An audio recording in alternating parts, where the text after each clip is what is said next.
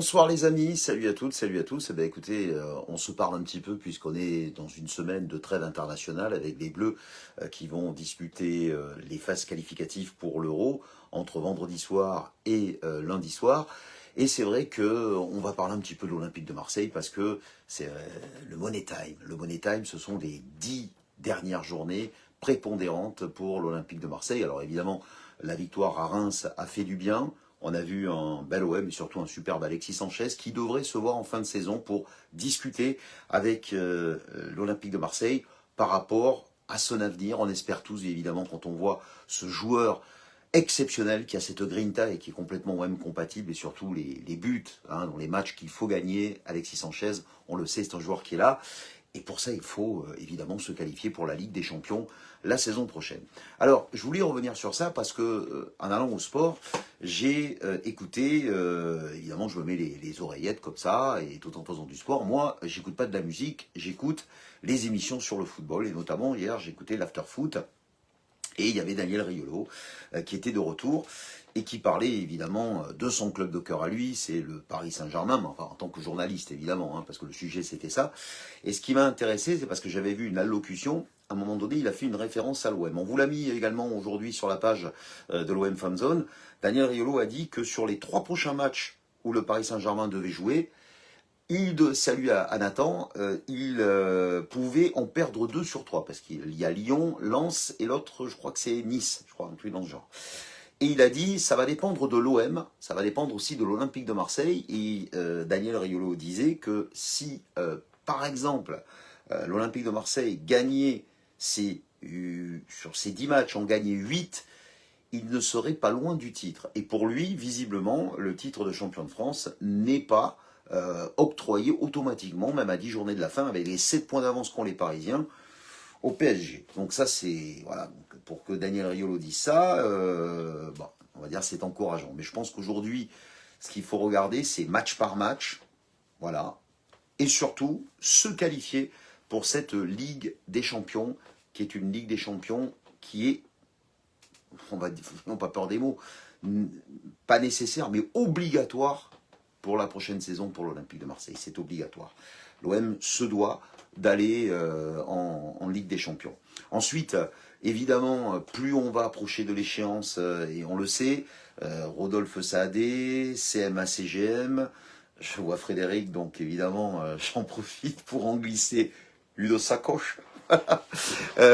Effectivement, c'est pas que des rumeurs là, hein. Je le rappelle, ça a été dit dans les grosses émissions.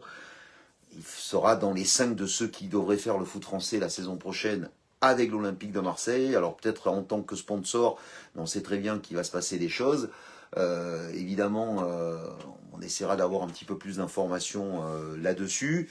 On commencera à parler un petit peu du recrutement de l'Olympique de Marseille.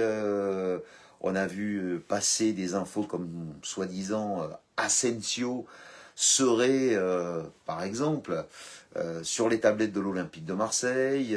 Enfin, il y a quelques noms comme ça assez prestigieux qui sont en train de circuler. Et justement, ce qui est intéressant, c'est qu'il y a un an de ça, on sait très bien. Alors, excusez-moi de faire le parallèle avec Paris. Oui, Frédéric, je sais que ça va sortir dans pas longtemps. L'année dernière, il parlait de Zidane au PSG. On sait que Galtier sur la sellette, là, il est à 2 doigts, surtout après la défaite contre Rennes. On sait très bien qu'il ne fera pas la saison prochaine, et très certainement pas, on va dire, la saison d'après. Alors la saison d'après et la saison prochaine, je le disais, et peut-être pas finir la saison. Et il parle de Turel, il parle peut-être de faire revenir, je ne sais plus qui, ils ont parlé d'un autre, enfin on s'en fout, c'est pas grave, Mourinho, voilà, Mourinho, mais il parle plus de Zidane.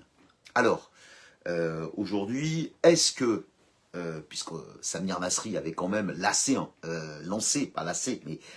pavé dans la mare il n'y a pas si longtemps au CFC, en disant que Zidane, s'il y avait un beau projet, il pourrait être peut-être intéressé par, ou très intéressé par l'Olympique de Marseille. On parle d'Asensio, qui était quand même un joueur que Zinedine Zidane, quand il était au Real, aimait beaucoup. Voilà, donc maintenant, alors attention, ce sont que des suppositions, ce sont que des petits parallèles, ce sont des petites choses comme ça. Mais, bon, écoutez, on a le droit de rêver. Alors, il y en a certains qui vont dire, mais Tudor, c'est génial. Ce qui fait que va devenir Igor Tudor. Alors oui, effectivement, Igor Tudor fait un super boulot. On est d'accord. Pour l'instant, il est deuxième. Et ça, c'est...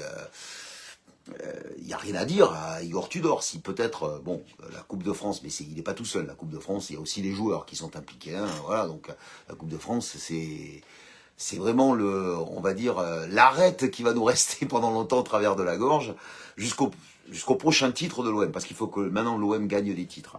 Voilà, le fameux plan B qu'il n'a pas, bon ça, on aura l'occasion de discuter de ça, mais à la fin de la saison. Pour l'instant, Igor Tudor, c'est génial, il n'y a rien à lui dire, on a gagné à Reims, tout va bien, ok. Alors, c'est vrai que, juste avant de terminer, pour revenir dans l'avant-match, on se posait tous la question pourquoi Eric Bailly n'était pas dans la défense.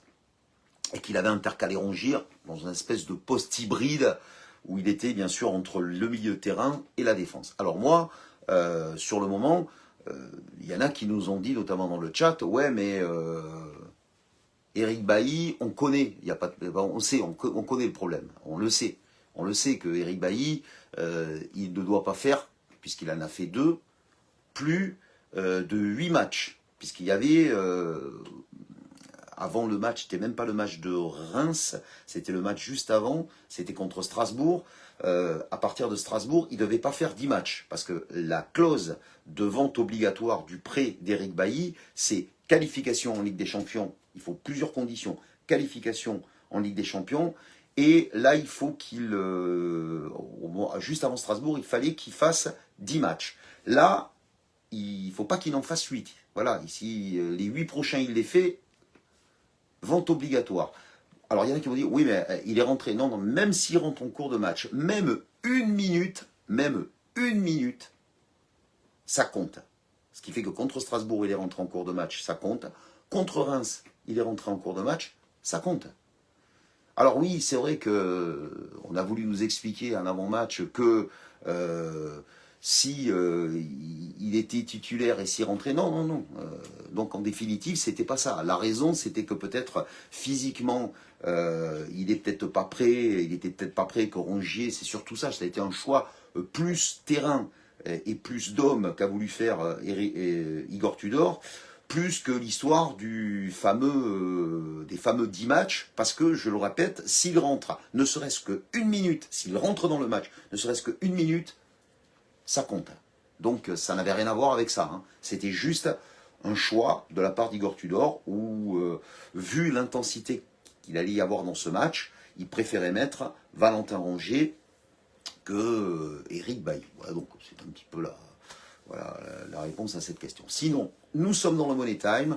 Le prochain match, ce sera le MHSC Montpellier, donc au stade Vélodrome. On va ouvrir, on va démarrer. Alors c'est vrai que le désavantage, c'est nous on joue le vendredi, les autres vont jouer le samedi et dimanche, mais l'avantage qu'on aura, le fait de jouer vendredi, c'est que on aura 2 jours de récupération de plus avant la prochaine journée. Donc quelque part, ça s'équilibre. Peut-être pas, on est peut-être lésé par rapport aux internationaux, comme Alexis Sanchez qui va aller au Chili, qui va revenir, le décalage horaire, oui, vis-à-vis de ça, c'est vrai que c'était peut-être un petit peu embêtant. Mais je le redis encore une fois, Montpellier, donc il y aura tout le monde à Montpellier, je connais bien l'équipe, il faudra se méfier de Mavididi, de Wai, de Savanier. Voilà, donc Ferry sera suspendu puisqu'il a pris un carton rouge, 2 cartons jaunes lors du dernier match contre Clermont, donc lui ne jouera pas. Mais c'est une équipe, voilà, donc il va falloir se méfier, notamment avec TJ Savanier qui distille très très bien les ballons, avec également Mavididi et Wai qui vont très très vite devant.